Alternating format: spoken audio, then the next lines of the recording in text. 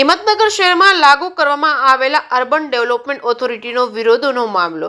ભાજપના ચૂંટાયેલા સદસ્યો સહકારી આગેવાનોની હુડા સંકલન સમિતિના સભ્યો સાથે બેઠક યોજાઈ હતી, જેમાં સહકારી આગેવાનો અને રાજકીય આગેવાનોએ 11 ગામના મિલકત ધારકોને સમર્થન જાહેર કર્યું છે. સાબરકાંઠા જિલ્લાના મુખ્ય મથક હિંમતનગર શહેરમાં સરકાર દ્વારા અર્બન ડેવલપમેન્ટ ઓથોરિટી એટલે કે હુડા લાગુ કરવામાં આવ્યું છે, જેનો ડ્રાફ્ટ પ્લાન જાહેર થવાની સાથે જ હુડામાં સમાવિષ્ટ 11 ગામના મિલકત ધારકોએ વિરોધ દર્શાવ્યો હતો.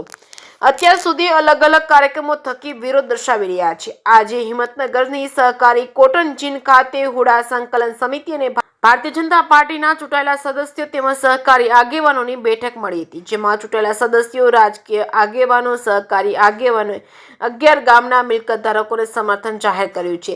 સાબરકાંઠા જિલ્લાના મુખ્ય સહકારી સંસ્થાઓ પૈકીની હિંમતનગરની નાગરિક સહકારી બેંક, સાબરકાંઠા જિલ્લા ખરીદ વેચાણ સંઘ, હિંમતનગર તાલુકા ખરીદ વેચાણ સંઘ, સાબર ડેરી સહિત સહકારી સંસ્થાઓના ડિરેક્ટરો, તાલુકા પંચાયત, જિલ્લા પંચાયતના ચૂંટાયેલા સદસ્યો તેમજ ભારતીય જનતા પાર્ટીના હોદ્દેદારો દ્વારા આજની બેઠકમાં 11 ગામના મિલકત ધારકોએ સમર્થન જાહેર કરવામાં આવ્યું છે. જો કે આ બેઠક દરમિયાન અત્યાર સુધી હુડા સંકલન સમિતિ દ્વારા સ્થાનિક નેતાઓથી લઈ રાજ્ય સરકાર સુધી કરેલી વાટાઘાટોની પણ ચર્ચા કરવામાં આવી છે.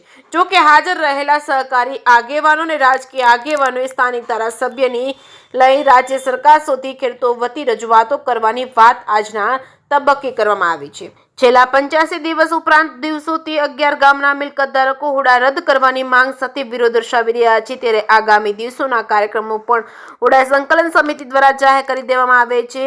જો કે સ્થાનિક રાજકીય અને સામાજિક અને સહકારી આગેવાનોની બેઠક બોલાવવામાં આવી હતી. આ બેઠકમાં ચર્ચા પણ કરવામાં આવી છે. જો કે ચર્ચાના અંતે બેઠકમાં હાજર સહકારી આગેવાનો તેમજ રાજકીય આગેવાનોએ 11 ગામના મિલકત ધારકોને સમર્થન જાહેર કર્યું છે. જો કે આગામી દિવસોમાં રાજકીય આગેવાનો અને સહકારી આગેવાનો સ્થાનિક ધારાસભ્યથી લઈ રાજ્ય સરકાર સુધી 11 ગામના મિલકત ધારકોની રજૂઆત કરશે.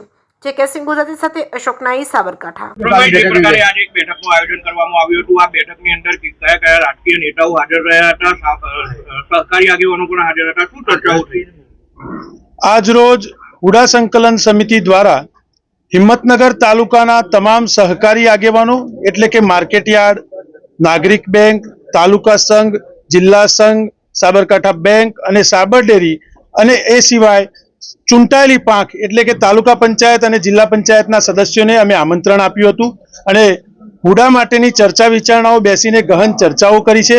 અંતે આ તમામ આગેવાનો કે જે અમારા પણ આગેવાન છે અને અમને ખાતરી આપી છે કે અમે તમારી સાથે ઊભા છીએ અને તમારો જે પણ મુદ્દો છે એ મુદ્દાનું સમાધાન લાવવા માટે જે કક્ષાએ રજૂઆતની જરૂરિયાત પડશે ત્યાં સાથે રાખીને રજૂઆત કરવામાં આવશે અને ખેડૂતોનો જે પ્રશ્ન છે એનું સારું નિરાકરણ આવે અને એના માટે એ લોકોએ અમને ખાતરી આપી છે. એ બદલ અમે હુડા સંકલન સમિતિ દ્વારા આભાર પણ માનીએ છીએ અને ભવિષ્યના દિવસોમાં એ લોકો ધારાસભ્યશ્રી સાથે અમારી બેઠક પણ કરાવવાના છે ને એ પણ હાજર રહીને ધારાસભ્યશ્રીને અમારી જે લાગણી છે એને રજૂ કરવાના છે.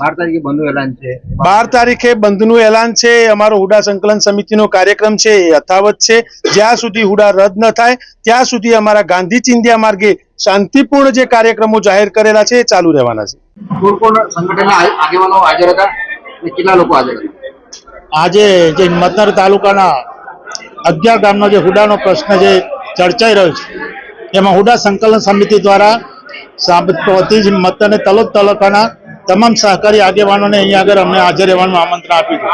એમાં હિંમતનગર નાગરિક બેંકના તમામ ડિરેક્ટરશ્રીઓ, સાબર ડેરીના ડિરેક્ટરશ્રીઓ, તાલુકા પંચાયત, જિલ્લા પંચાયત સભ્યશ્રીઓ સૌ અમે અહીંયા હાજર હતા અને જે હુડાનો પ્રશ્ન ખેડૂતોના હિતમાં નિર્ણય લેવો અને ખેડૂતોના હિતમાં નિર્ણય માટે જે કઈ રજૂઆત આ હિંમતનગર તાલુકાના ધારાસભ્ય માન્ય શ્રી વિરેન્દ્રસિંહ ઝાલાજીને જે કઈ રજૂઆત કરવાની હતા એ રજૂઆત કરવાની અમે ખાતરી આપી છે. જે પ્રકારે આ હુડાનું આંદોલન ચાલી રહ્યું છે એમાં ભારતીય જનતા પાર્ટી દ્વારા બેઠકો પણ યોજવામાં આવી હતી. આ ફરી એક બેઠક યોજાઈ છે, એમાં તમારું શું સમર્થન ખેડૂતોને?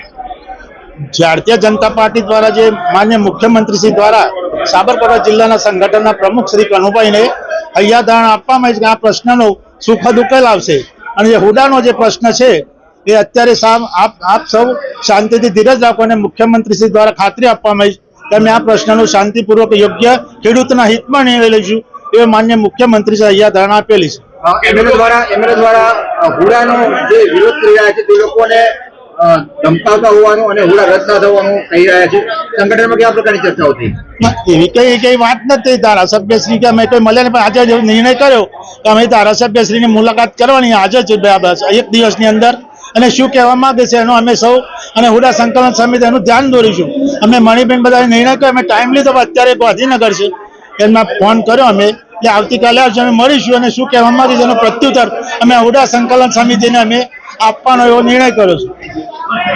જયેશભાઈ, જે પ્રકારે આજે એક બેઠકનું આયોજન કરવામાં આવ્યું હતું, આ બેઠકની અંદર શું શું ચર્ચાઓ કરવામાં આવી? ખાસ કરીને સહકારી અને રાજકીય આગેવાનો પણ આમાં જોડાયા હતા. શું વાત થઈ?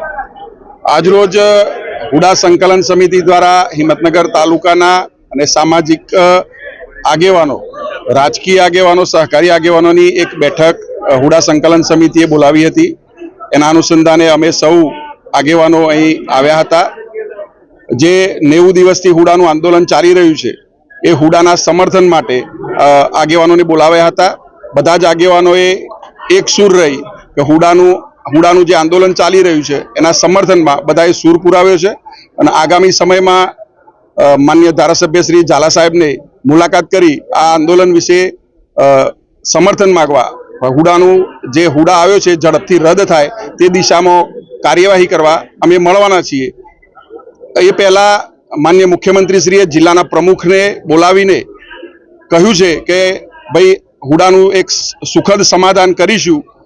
એ વાતમાં પણ અમને જ્યારે જિલ્લાના ગુજરાતના મુખ્યમંત્રી જિલ્લાના પ્રમુખને બોલાવીને આવું કહેતા હોય તો એમાં પણ અમને સંપૂર્ણ વિશ્વાસ છે. એમ છતાં અમે ધારાસભ્યને મળી અને આ વિષય રજૂ કરવાના છીએ.